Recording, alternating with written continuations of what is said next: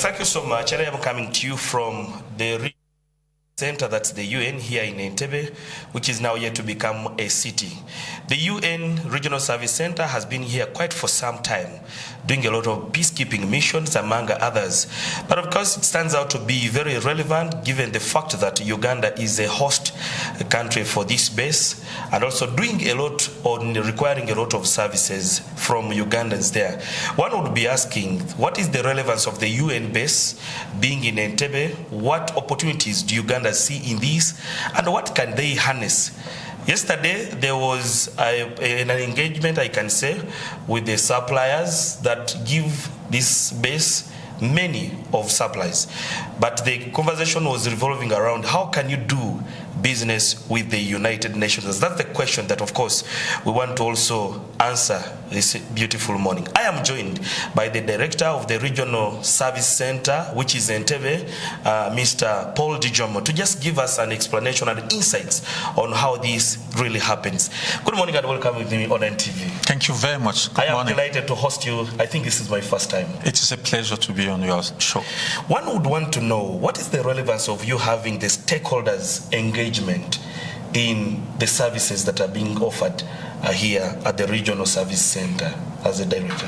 Thank you very much. Organizing the business seminar here and inviting the business community to come and learn from us how to do the business. What do we do? What are the opportunities? How do you register to do the business with the UN? It's quite important. Important in two ways. One, we want the business community to grow, the business community doing business with the UN. We want that community to grow. Two, we're supporting the economic growth of the country, because once the business community grow, they are bringing more money into the economy, which is very, very important, which is one of the things that we want to do and have an important footprint in the country. Now, we exist here for over 10 years. I can understand very well that some of the people do not really know what we do. Because actually, you bypass just by the fence and you don't know what happens inside. Thank you. When you're driving to the airport, you see the fence, you can see some of the containers, you can see the roof. It is until you cross the gates and you enter the compound that you can see the magnitude of how we are established here and what we do. Why is it that people don't always see what we do? Is because we don't have programmatic activities. UNICEF, UNHCR, IOM, and the other UN agency funds and programs do have those activities, which means they work directly with the communities. What do we do at the RSC? We serve the peacekeeping missions and political offices on the continent, the entire continent, which means we are providing services to them at the individual level, at the same time at the entity level. Now, when you talk about the peacekeeping operations in Africa, Africa has the largest, the most complex, the most expensive peacekeeping operation. The global peacekeeping budget is about 6.4 billion. And if you take only 4 of those operations in Africa, the one in Central African Republic, over $1 billion operation, the one in South Sudan, over $1 billion operation, the one in Congo, $900 million operation, the one in Central African Republic, over $1 billion operation. That's already 5 billion out of the 6.4 billion of the global budget, which means because we pay all salaries, we travel everybody in all those entities, and we pay all vendors, we transact over $5 billion here.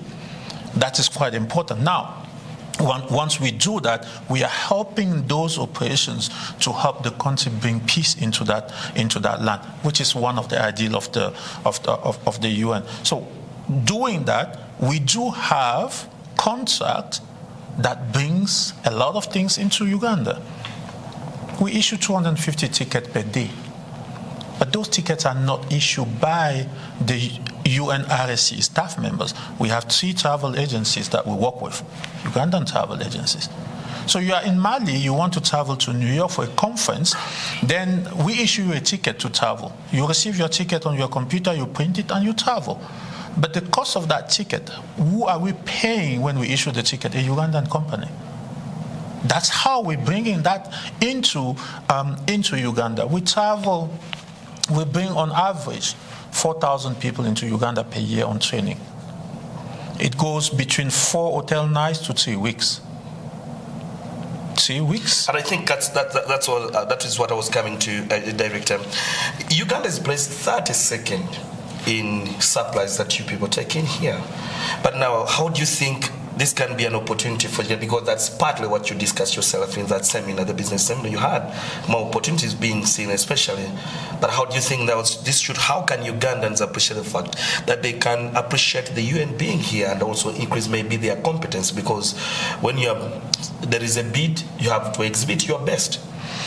Indeed, looking at the ranking and where Uganda is positioned, that's what motivated us to do this seminar, so that you can go down. You can go down from 32nd to 30 to 25 or to 20. Even to first. Even to the first. We want more Ugandan companies to understand how we do business, to know what we do, and to actually learn how to do business with the UN. I think during the seminar I was talking to some of the vendors on how they need to structure themselves to be able to compete with the other companies on the UN global market. This is quite important. You have to be structured, you have to be financially sound, and you have to also, I was talking to the state minister and I said, please get some of those vendors, some of those contractors, some of those companies, support them, for them to understand how to compete. The competition is a big competition on the market there. Take an ICT company. When you are in that field, ICT, who are you competing with? We know the big ones on the market who are competing with. Do you have the standard to compete with those? We do have cleaning services, catering services, security services. You are a small cleaning company in Uganda. You're doing well. We love the ones that we have here. They do a fantastic job. Our place is always clean. Can they structure themselves to go into Dar es Salaam and open a branch and compete on that market? That's how the competition is. Do you have the means to be able to do that? What type of support can you get from the government for you to be able to do that? How do you understand that Tanzanian market?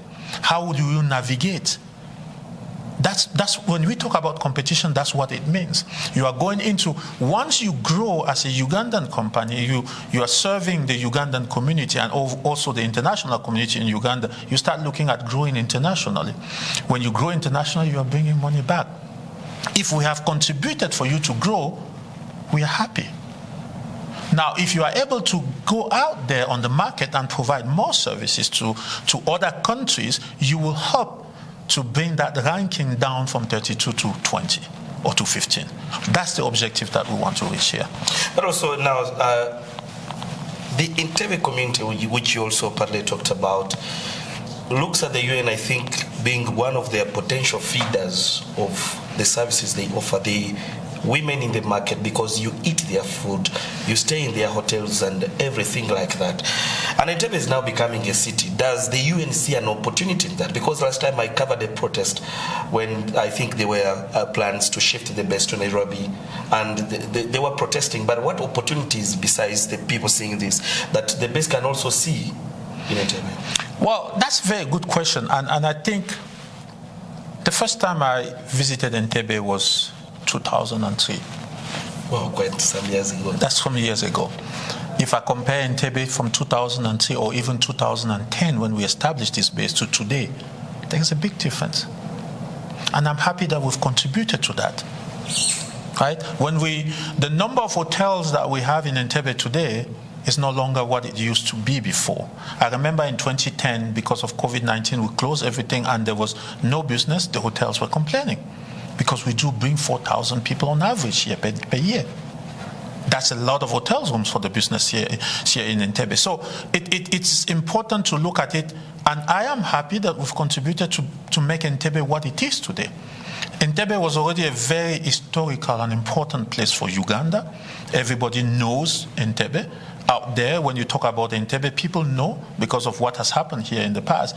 But we've also contributed to that history in making sure that we help the government to grow Entebbe. And by the way, I must say that I commend the management of Entebbe, the mayor and the council for the way they maintain the city. I'm always very proud to say I'm proud to be in Entebbe, not in Kampala. Because Kampala is a larger city compared to Entebbe, and every larger city comes with its own set of problems. We are fine in Entebbe by the lake with the breeze in the evening. And also, doing that, we have brought a lot of people here. Not all the staff, national staff, Ugandans that we have here are from Entebbe. Some of them came from Jinja, they found a job here. Some of them came from Kampala. They are also coming and contributing to the Entebbe economy because they are renting.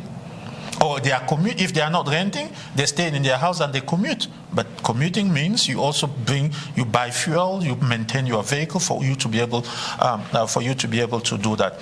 What we have also done recently for the people of Entebbe to know that we exist here, we organize a ceremony where we offer some of the computers to the local schools here. Yeah, I think I saw that one time. That was a commendable job, I can say. Because we wanted the community to know, as you said earlier, when you drive to the airport, you see our gate, you don't really see what is in here.